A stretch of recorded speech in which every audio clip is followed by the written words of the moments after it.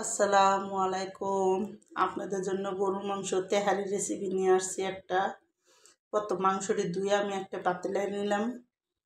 নিয়ে এখন আমি দেখুন এখানে বেশি করে আদা রসুন বাটা দিয়ে দিলাম। আর আমি এদিকে 1-1.5 কাপের মতন হইব বেশি করে পেঁয়াজ কেটে দিয়ে দিলাম। পেঁয়াজটা সুন্দর করে আমি কাটটা দিয়ে দিলাম। দিয়ে এখন আমি লবণ দিয়ে দিলাম 1 চামচ। লাগলে পরে দেওয়া যাইব, এই জন্য 1 চামচ লবণ দিলাম। দিয়ে এখন আমি এখানে গরম মশলার গুঁড়া দিয়ে দিলাম 1 চামচ। আমার এই গরম মশলা ঘরে করা, সব কিছু দেওয়া আছে। আর এদিকে লাল মরিচের গুঁড়া দিলাম। আর আমি এদিকে একটা তেহারির মশলার প্যাকেট দিলাম, রাঁধুনি মশলার প্যাকেটটা দিয়ে দিছি। ওইটা একটু দেখাইতে আপনাদের ভুলে গেছি, কাটতে গেছে ভিডিওটা, এই জন্য দেখাইতে পারলাম না। কিন্তু সব মশলা আমি দিয়ে এখানে গোলমরিচ দিলাম। তারপরে আমি এখানে জিরার ফাঁকি দিছি, একটু লাল মরিচ দিছি। আর ওই লোকে আমি এদিকে রাঁধুনি তেহারির মশলাটা দিছি। আর এখানে দেখুন আমি স্বাদ মতন একটু জিরার ফাঁকি দিলাম। দিয়ে এখন আমি সুন্দর করে কিন্তু মাংসটা আগে কষায় নিছি। কষানো হয়েছে পরে এখন আমি আলুটা দিয়ে দিলাম। আলু আর 10-12টার মতন হলো কাঁচামরিচ দিয়ে দিছি। দিয়ে আমি এখন চুলার আঁচটা কমায় কমায় কিন্তু এই আলুটা আর এই মাংসটা সুন্দর করে কষানো ভালো মতন। যখন দেখবেন একটু উপরে দিয়ে তেল উঠতে যেতেছে, তখন আমি এদিকে একটা বাটিতে টক দই ফেটে রাখছিলাম 1 কাপ, ওই টক দইটা আমি এখন দিয়ে দিই। টক দইটা দিব। আর আমি কিন্তু এদিকে গরম মশলা দিছি, গরম মশলা, দারচিনি, এলাচি, আনাম দিছি আর একটা তেজপাতা দিছি। এখন আমি এই টক দইয়ের সাথে ভালো মতন এই মাংসটারে কষানো। যতক্ষণ ভালো মতন কষান না হয় মাংসটা, দেখুন আলুটাও এই কষানোর ভিতরে হয়ে যাব। আর দেখা গেল ওইদিকে যখন মাংসটা ভালো করে কষানো হয়ে যাবে, আমি কিন্তু এই বাটিটা ধুয়ে একটু পানি দিছি, যাতে আমার আলুটা সুন্দর করে গলে যায়। আমি কিন্তু আজকে আলুটা ভাজি নেই, এইভাবে দিছি। এখন দেখুন আমার কিন্তু ওদিকে মাংসটা কষানো হয়ে গেছে। হয়ে যাওয়ার পরে আলুটাও গলে গেছে। আমি নামাই একটা চুলার সাইডে আরেকটা চুলার ভিতরে কমায় বসাই দিছি। আর এদিকে আমি একটা পাতিল বসাইছি ভালো করে। এই পাতিলের মধ্যে আমি এখন 1 কাপ তেল দিয়ে দিলাম। 1 কাপ তেল দিয়ে এদিকে আমি 2টা পেঁয়াজ কাটা দিয়ে দিলাম।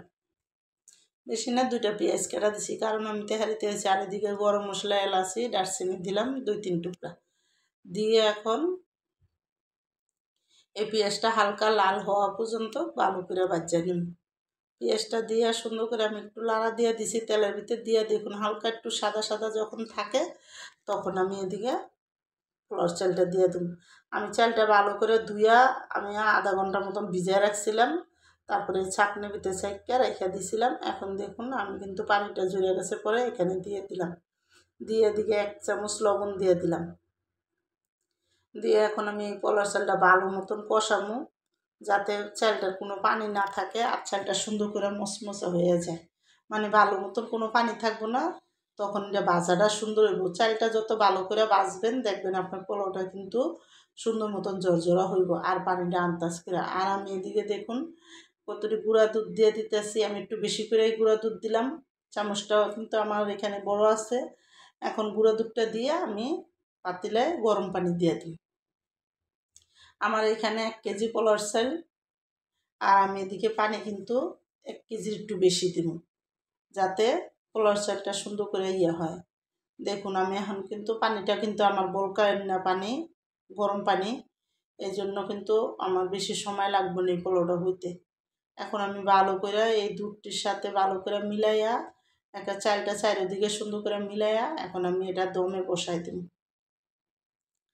এই চালটা ভালো মতন লাড়া দিয়ে আমি এখন ডাকনা দিয়ে ডাকিয়ে আমি এটা কিন্তু দমে বসায় রাখবো, যতক্ষণ পোলাওটা সুন্দর করে পানিটা না শুকিয়ে যায় ততক্ষণ দমে রাখবো। আমার এই পোলাও রেসিপিটা যাদের পছন্দ হয় তারা লাইক সাবস্ক্রাইব দিয়েন, প্লিজ আমার ভিডিওটা শেয়ার করেন আর সাবস্ক্রাইব দিয়েন, আর আমার ভিডিওটা আপনারা সবাই দেখেন। এখন দেখুন আমার কিন্তু এদিকে পোলাওর পানিটা শুকিয়ে গেছে সুন্দর মতন।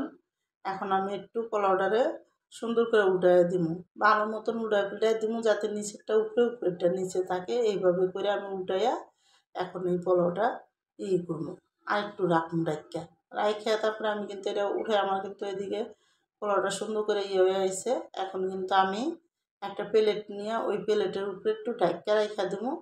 তারপরে আমি কতক্ষণ পরে কিন্তু দেখুন এখন কিন্তু সুন্দর মতন এটা সব সাইডে পোলাওটা হয়ে গেছে, মানে পোলাওটা এখন উপরে নিচে ভালো মতন, আর আমার পোলাওটা কিন্তু ভালো একটা জর্জরা হয়েছে। এখন দেখুন আমি কিন্তু এই পোলাওটা আবার একটু লাড়া দিয়ে এখন আমি একটা প্লেট নিয়ে ওই প্লেটের উপরে অর্ধেক পোলাও উঠাবো। আমি দেখুন অর্ধেক পোলাও কিন্তু একটা প্লেটের উপরে উঠাবো, উঠাইয়া আমি তারপরে এই চামচটা দিয়ে পোলাওটা উঠাবো, আর এই কুসুন্ডের চামচটা সরাইয়া আমি এক সাইডে রেখে দেব। রেখে এখন আমি এই প্লেটের উপরে গরম পোলাওটা অর্ধেক পোলাও আমি উঠাইয়া তারপরে কিন্তু আমি এখানে এই পোলাওর উপরে মাংস দিয়ে দেব। কারণ এদিকে অনেকটি পোলাও তো একসাথে উপরে দিলে মিলাইতে একটু কষ্ট হবে, জন্য অর্ধেক উঠাইয়া আমি কিন্তু একটা ডবল করে দিব। এখন দেখুন নিচের পোলাওটা কিন্তু ভালো মতো না একটু লাড়া দিয়ে একটু ছড়াই দিলাম, দিয়ে এখন আমি এখানে মাংসটা দিয়ে দিই। আমার মাংসটা কিন্তু সুন্দর মতন রান্না হয়ে গেছে, আলুটাও ভালো মতন গলছে, মাংসটাও আমার সুন্দর করে কিন্তু গলে গেছে। এখন আমি ভালো মতন এখন ওই পাতিলাটা ধইরা এদিকে আমি মাংসটা দিয়ে দিই, দিয়ে একটু আমি কিন্তু প্রথম দেখুন এখানে ঘি দিয়ে দিলাম। আমি কিন্তু এদিকে ঘি কিন্তু 2-3 চামচের মতন হইব ঘি দিছি, এখানে একটু বেশি করে ঘি দিলাম। ঘিটা দিলে আপনার পোলাওটার গ্রানটা অনেক ভালো। আমি কিন্তু এখানে পোলাওটা তেল বেশি একটা দিইনি, এই জন্য আমি একটু বেশি করে ঘি দিলাম। এখন আমি ঘিটা দিয়ে এই ঘিয়ের উপরেই আমি সুন্দর করে মাংসের পাতিলার থেকে নিয়ে আমি মাংসটা সুন্দর করে ছড়াই দেব। এখানে গরুর মাংসটা কিন্তু আমি অনেক ছোটো ছোটো করে কাটছি, আর মাংসটা অনেক মজার হয়েছে। আমি পোলাওটা বিরিয়ানিটা অনেক মজার হয়েছে, মানে মোট কথা। এখন আমি বেশি করে কিন্তু এখানে মাংস আর আলু আর সুন্দর করে ঝোলটা সহকারে আমি কিন্তু এদিকে দিয়ে দিলাম তেল মেল সহকারে বেশি করে দিয়ে এখন আমি তারপরে এখন দেখুন সব কিন্তু সুন্দর করে আমার দেওয়া হয়ে গেছে। এখন আমি কি করবো, উপরে পোলাওটা সুন্দর করে ছড়াই দিব। দেখুন এদিকে আমার মাংসটা কিন্তু দেওয়া শেষ। এখন আমি দেখুন এই পোলাওর উপরে দেওয়া আমি কিন্তু একটু চিনি দিয়া আমি এই বেরেস্তাটা করে রাখছিলাম, এখন উপরে দেওয়া বেরেস্তাটা আমি দিয়ে দিলাম, দিয়ে তারপরে আমি এদিকে এখন পোলাওটা দিয়ে দিব। পোলাওটা সুন্দর করে আমি এদিকে দিয়ে দিব, ভালো মতন ছড়াইয়া দিব যাতে সব দিকে মাংসটা ঢাইকা থাকে আর পোলাওটা উপরে থাকে। আমি কিন্তু এখন সবটি পোলাও ঢাইকা দিব। এদিকে দেখুন ভালো করে সব দিকে করে আমি কিন্তু পাতিলটার ভিতরে সুন্দর করে ছড়াই দিলাম পোলাওটা। এবার যেই প্লেটে আছে ওটি সহকারে উপরে আমি দিয়ে দিলাম, দিয়ে এখন ভালো মতন ছড়াইয়া আমি এটা ঢাইকা তারপরে করব, দমে দিব।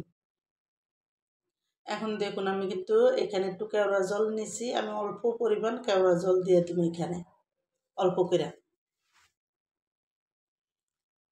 কেওড়া জলটা দিয়া আমি একটা বাটির ভিতরে একটু জর্দার রং নিছি, নিয়ে একটু পানি দিয়ে জর্দার রংটা একটু গুলছি, আর এদিকে উপরে আমি আর একটু ঘি দিয়ে দিলাম, 2 চামচের মতন হইব। আর একটু ঘি দিয়ে দিলাম, দিয়ে এখন কিন্তু আমি এখানে দেখুন ওই যে জর্দার রংটা সুন্দর করে করে রাখছি, এই রংটা আমি উপরে দিয়ে দিলাম। এখন দিয়ে যেই বেরেস্তাটি আছে ওই বেরেস্তাটি আমি উপরে দিয়ে দিলাম, বেশি আসছিল না অল্পই আসছিল, দিয়ে দিলাম। দিয়ে এখন আমি এটা ভালো মতন ঢাকা আমি এটা একটা আধা ঘন্টার মতো দমে রেখে দেব। দেখুন দমে রাখার পরে কিন্তু পোলাওটা আমার সুন্দর একটা কালার হয়েছে, আর এত সুন্দর হয়েছে। আমি এক সাইডের থেকে আপনাকে একটু লাড়া দিয়ে দেখাইতেছি। দেখুন পোলাওটা কত সুন্দর ঝরঝরা, আর মাংসটার লগে এত সুন্দর একটা ঘ্রাণ আসতেছে। আপনারা সবাই প্লিজ আমার ভিডিওটা দেখেন, এইভাবে যারা ভিডিওটা দেখেন তাদের আমি অনেক থ্যাংক ইউ, ধন্যবাদ। এখন দেখুন আমার কিন্তু এদিকে সুন্দর মতো মাংসটা হয়ে গেছে রান্না।